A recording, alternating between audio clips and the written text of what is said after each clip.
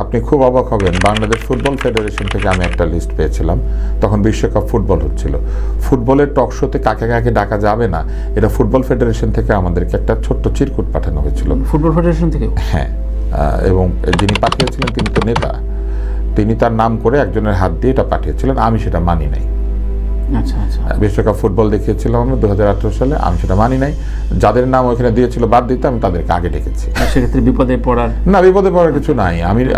আপনি কি করে স্বাধীন বাংলা ফুটবল দলের কোনো ক্যাপ্টেনকে কিংবা সেই দলের কোনো খেলোয়াড়কে আপনি বাদ দিয়ে দিবেন কারণ আরেকজন তার সাথে রাজনৈতিক শত্রুতা আছে, কিংবা ধরেন ফুটবল ফেডারেশনের ভেতরের যে পলিটিক্স, সেটার জন্য তো হয় না।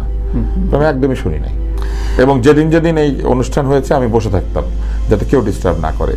এটা হচ্ছে একটা লিস্ট কালচার, এটা তো বন্ধ করতে হবে। কিন্তু আমাদের টকশোগুলোর দুর্বলতা কোথায় আমি সেটা আপনাকে বলি। আমাদের প্রথম দুর্বলতা হচ্ছে এটা মিডনাইটে কেন হয়।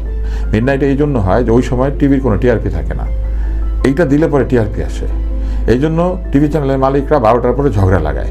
টকশোতে ঝগড়া লাগিয়ে দিলে পরে এটা অনেক টিআরপি। আপনি দেখবেন যে এই আন্দোলনের মধ্যে সেই টকশোগুলি টিআরপি পেয়েছে যেখানে কুৎসিত গালিগালাজ আছে, যিনি গেস্ট তিনি খারাপ আচরণ করছেন কিংবা বাজে কথা বলছেন, টকশোর মধ্যে আবল তাবল কথাবার্তা, এগুলা ভাইরাল হয়, টিআরপি পায়।